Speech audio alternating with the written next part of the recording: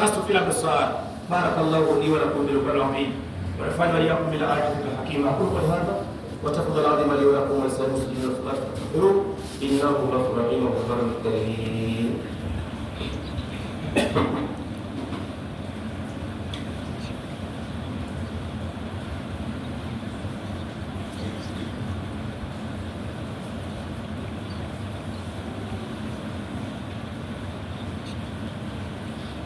الحمد لله حق حمده واشهد ان لا اله الا الله وحده لا شريك له شهاده عبده واشهد ان محمدا عبده ورسوله صلى الله عليه واله واصحابه.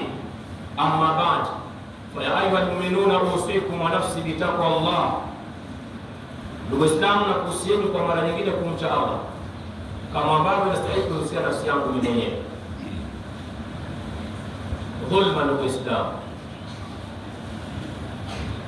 dhulma ni mbaya sana, na tumesema ni pana hii. Tumegusagusa tu watu wawili watatu, wako wengi, maana kila memori kizunguruka inakumbuka. Dhulma ni nyingi mno. Kuna watu ni washirikina, hawa ni wakali, na shirki ni pana ndugu yangu Muislamu, ni madhalimu. Kuna watu washirikina na udhalimu wao unawapelekea mpaka kiasi ambacho wanawahangaisha sana watu mbalimbali wao, mpaka inapelekea baadhi ya watu kutaka kuhama miji hiyo kwa sababu ya shirki wanaofanyiwa na dhulma hiyo. Fi hadhi mantikatina, katika hii wako tele watu wanatamani wahame majumba kwa sababu ya dhulma wanaofanyiwa, na nyewe mnawajua. Hawana tabasam, hawavuti pumzi vizuri kwa sababu ya dhulma wanaofanyiwa. Wamekuwa maskini, wengine wanatamani mpaka waondoke kabisa, mazingira hawa hayataki tena. Sababu ni Muislamu huyo anemfanyia dhulma huyu. Huyo ni Muislamu ategemea kesho andeli janna peponi. Mshirikina kutupa mshenzi, maana kila mshirikina ni mshenzi. Mliomuhumu mtastahimilia, sina lugha nyingine ya kusema kama wa muhumu, lakini sifikiri kwamba kuna shenzi wa kushirikina, sifikiri. Lakini kama wenyewe muhumu mtastahimilia, sina lugha nyingine ya kusema kama si mshenzi, sina nyingine. Hata kama itakuwepo mtaniambia baadaye. Lakini mshirikina yoyote, awe ni baba, awe ni mama yangu mimi, hao ni washenzi.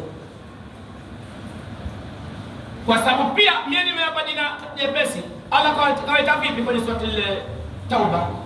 Kawaita innamal mushrikuna jazara mwenyewe. Nani? Najasun. Najasun. Madhalimu wote. Mshirikina yoyote dhalimu, yoyote, kwa namna yote ushirikina wake ni dhalimu. Wameibuka vijana waganga vijana siku hizi wanaotumia mizimu walioachiwa na mababu zao na bibi zao, ndio wanatumia kusema wao ni matibabu. Wanakula kuku, wale matuma, sema wacha kubavu wako wewe, tuenze tukale kuku huko. Yani yakuluna fi butunihim nara, wanakula katika matumbo yao moto, halafu wanajifakharisha huko wanafanya dhulma. Itaku dhulma, iogope dhulma, fa inna dhulma dhulumatu yawm al-qiyama. Hakika dhulma ni vita vingi siku ya kiyama. Hadha anwan, hilo anwani yetu, usisahau.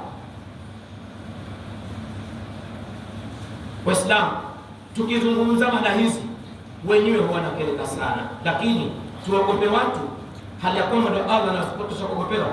Atakhshawna nnasa wallahu ahqqu an takhsha. Hivi tuwaogope watu hali kwamba Allah aliomba mbingu na ardhi, anatosha kuogopewa? Tusizungumze akili. Waislamu, dhulma. Kwa kweli hotuba yangu ndio kwa sababu ya muda, sababu muda wetu ushamaliza. Ni saa 7 kwa sababu kidogo. Dhulma ndugu zangu, sisi wengine tumekuwa hatupewi hotuba sana tunapokuja huko. Hii mfano unaosimama hapa leo, dakika za majeruhi mimi na Josi mama kwenye masjidi. Dakika za majeruhi mpaka nasimama hapa. Lakini sisi tulivyo, mimi nimefundishwa kusoma, niliambiwa usiombe kutoa hotuba, usiombe. Na mimi siombe hilo jambo. Mpaka watu wanaita wengi wao ndio tusome hotuba. na lazima tusome hutuba zinazoendana na wakati wa ile mazingira yalivyo. Mazingira yetu ni matatizo, ndugu Waislamu. Mazingira yetu ni changamoto katika maswali ya dhulma tunazungumza hapa. Mtu asije kuona amefanya mifugo miwili mitatu tayari anafanya ufisadi wake, vigombe vife, vibuzi vife, ili usiendelee tu. Hii si dhulma nini? Wa andhiri nnasa yawma yatimul adhab.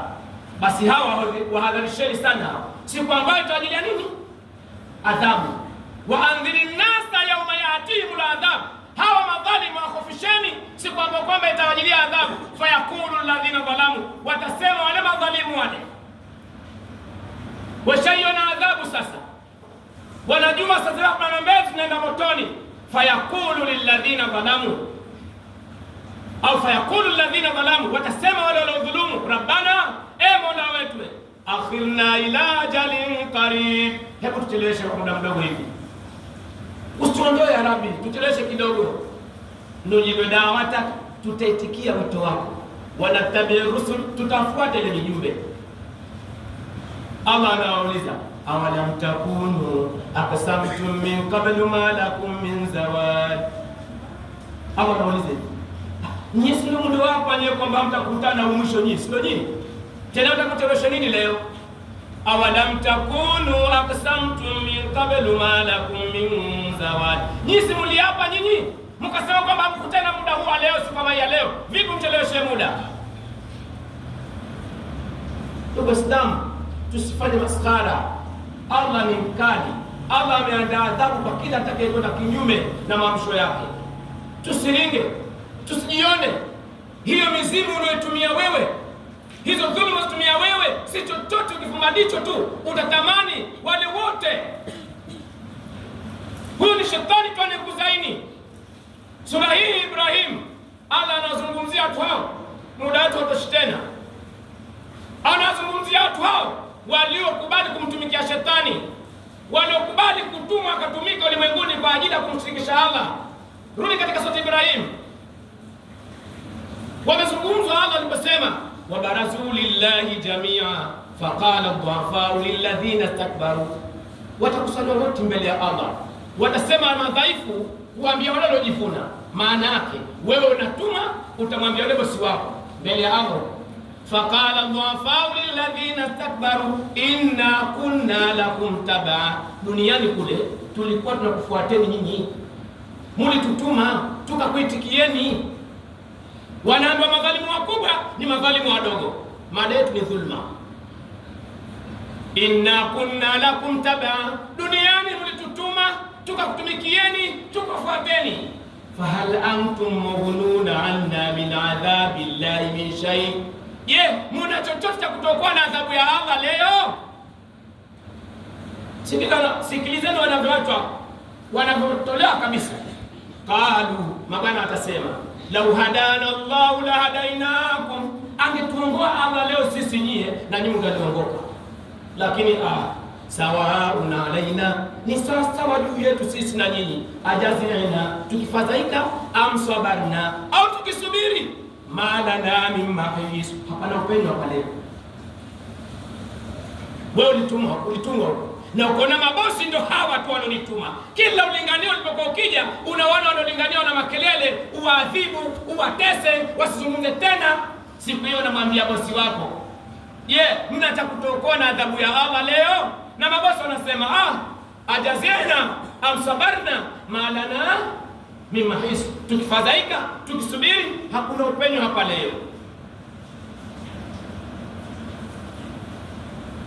Hizo ndo malipo na jazaa za wale waliolinganiwa kwa ulimwenguni, wakakataa, wakajiona kwamba wao ndio bora zaidi, wakakataa ulinganio wa Allah, wakakataa maneno ya mtume wetu Muhammad sallallahu alaihi wasallam. Na kila alipoambiwa alifanya kibri. Wewe unadhulumu, unajua hadithi al-Qudus inasemaje wewe?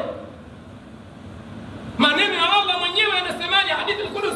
Hadithi sahihi. Ukwenda kwenye Bukhari, Muslim unaipata, hata kitabu kidogo 40 an-Nawawi unaipata. Kidogo mbele, sio kidogo maneno aliyopo, kidogo mbele lake. Allah anasema, ya ibadi, enyi waja wangu, inni haramtu dhulma ala nafsi, mimi nimeharamisha dhulma juu ya nafsi yangu. Wajaaltu bainakum muharrama, nikaifanya kwenu ni haramu. Fala tadhalamu, musidhulumiane. Wasia watu waliosikia kabisa. Anakwambia kama moto naenda kutiwa mimi si Khalid. Subhana malikin nas, subhana malikil qudus. Unasema hivyo, umeona moto? Waja wema wanaomtambua Allah wanaulizwa na malaika, mbona mmekaa hapa vipi?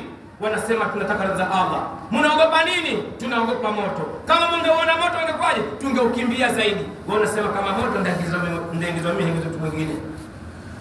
Tuiogopeni dhulma na tuacheni kibri.